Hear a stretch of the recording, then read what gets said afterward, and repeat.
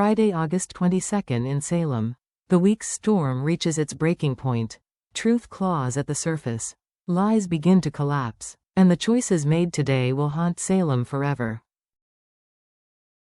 A trial finds its shocking conclusion. A father and son's bond is tested. And two women face each other, one armed with secrets, the other with questions too sharp to ignore. This is the day Salem stands at the edge of the abyss. Let's unravel the chaos of days of our lives. The courthouse feels like a tomb. The air is heavy, suffocating, every cough, every shuffle of papers magnified by the silence pressing down on the room. Wooden benches creak beneath nervous jurors, and yet no one dares to move too quickly, as if the entire town is holding its breath. At the defense table, Johnny DiMera stands rigid, his chin raised but his fists trembling slightly at his sides. His heartbeat thunders in his ears. He knows this moment could decide the rest of his life. Across the aisle, Belle Black sits in quiet turmoil. Outwardly, she's composed, the perfect picture of a prosecutor ready for justice. But inside, her chest is tight, her mind replaying every word of her closing argument. Did she go too far? Did her sharp words cut into Johnny more than they should have? Belle has fought tooth and nail for her case, but deep in her heart, she doesn't want to see him crushed beneath a guilty verdict. Because Johnny isn't just another defendant. He's family. The tension shifts when the jury files back in. Their faces are stone masks, unreadable, hiding the storm of debates that raged in the deliberation room. The foreperson clutches a folded slip of paper, the verdict. Johnny's breathing grows shallow. For a split second, his eyes flick to Belle. She avoids his gaze, staring straight ahead, but her knuckles whiten around the edges of her files.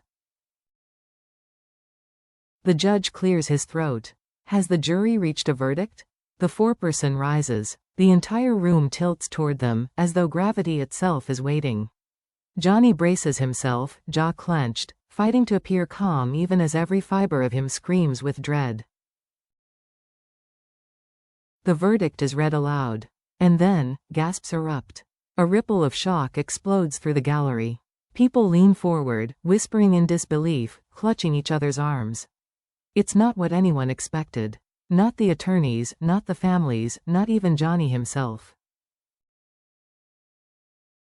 His fate has been sealed, but the stunned silence that follows proves one thing. The trial may have ended, but the war for truth, for justice, for survival in Salem, is only just beginning. Far from the courthouse, in the shadowy halls of the DiMera mansion, E.J. DiMera paces like a restless predator. His footsteps echo off the marble floors, sharp, uneven, frantic. His hands rake through his hair as memories crash against him, images pried from the locked corners of his mind by Marlena's hypnosis. This time, there are no shadows, no fog. For the first time since the shooting, the face of his attacker is crystal clear. And it's not just a face. It's a truth so heavy it nearly buckles him. No more doubt, E.J. mutters under his breath, his voice low, strained. No more guesses. I know. But the knowledge does not free him. It cages him in agony. From the doorway, Kristen DiMera watches with razor-sharp intensity. Her eyes never leave him. She sees it, the shift in his posture, the fire in his expression, the decision forming in his mind. E.J. is preparing to speak. To finally tell the world who pulled the trigger that night. Her heart plummets. Because if E.J. speaks, if that truth comes out, her daughter's name, Rachel's name, will burn in the firestorm. E.J., Kristen's voice cracks like ice splintering. Don't. But he doesn't stop pacing. He stops at the window, staring at his own reflection as if searching for strength in the man staring back at him. His fists clench. His chest heaves. And then, in a whisper so quiet it chills the room, he says, "It's time." The weight of those words shakes Kristen to her core. She knows he means it. This isn't about vengeance anymore. It isn't even about himself. This is about Johnny. E.J. will burn everything down if it means clearing his son's name, even if it means destroying Rachel in the process. The silence in the mansion thickens, heavy and suffocating, as the moment hangs like a blade in the air. One move, one word, and the DeMera empire, and the family at its center, could come crashing down. The DeMera mansion is cloaked in silence, broken only by the muffled echo of footsteps and the ticking of an ornate clock. In that silence, Kristen DeMera makes a choice she never thought she would. She seeks out Marlena Evans, her rival, her tormentor, the one woman she has battled time and time again. But tonight, Kristen isn't the predator. She's the hunted, cornered by truth, trapped by fate, and undone by her own maternal fear. Her voice trembles, stripped of its usual edge. The walls of arrogance and bravado collapse, leaving nothing but raw desperation. "Marlena, I need you," she breathes, her hands shaking as she clutches at the air like a drowning woman reaching for a lifeline. Her eyes glisten with unshed tears. "Please, don't let EJ speak. Don't let Rachel's name be dragged into this fire. She's just a child." The request is unthinkable. Kristen, begging Marlena, of all people, to bury the truth. Marlena studies her quietly, her sharp gaze softening ever so slightly. She can see it, the trembling lip, the frantic heartbeat, the vulnerability Kristen never shows to anyone. For once, the plea isn't about manipulation, power, or self-preservation. It's about Rachel. Kristen's voice cracks again, her composure unraveling. "If EJ tells them, it won't just destroy me. It will destroy her. She won't survive the shame, the trauma. Please, Marlena, I would take the blame myself if it meant sparing her." The weight of those words presses down like a stone on Marlena's chest. She feels the tug of compassion, that instinct to shield a child from pain at all costs. But another voice inside her whispers of justice, of integrity, of Salem's need for truth. Two instincts, two opposing duties, both impossible to ignore. Marlena exhales slowly, torn in two. The air between them crackles with impossible choices. Will she bend toward mercy or hold to the unshakable line of truth? The answer could alter Salem's fate forever. Far from the mansion's suffocating secrets, another storm brews in a quiet corner of Salem. Brady Black sits across from Sarah Horton Kuriakis. No courtroom, no jury, just two people locked in a private battle, one demanding answers, the other terrified of giving them. Brady's gaze is sharp, unrelenting.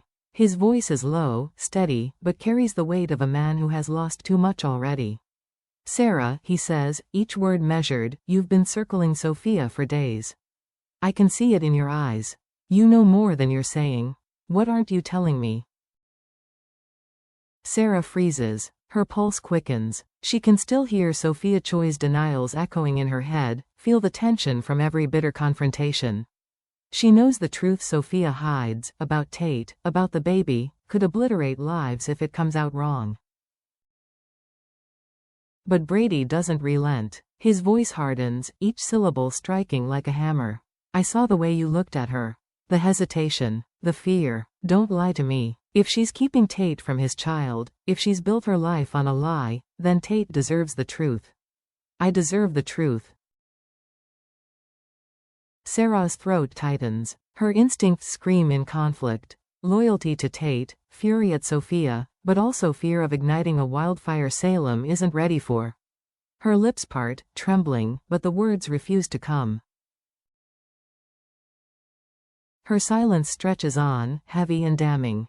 And in that silence, Brady hears everything. His eyes narrow. His suspicion sharpens into certainty. The storm is no longer a question of if. It's a question of when. And Sarah knows, with terrifying clarity, that Sophia's web of lies is nearing its inevitable collapse.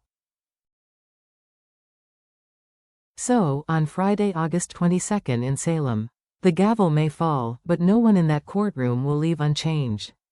The jury's verdict shatters expectations, leaving gasps echoing through the chamber.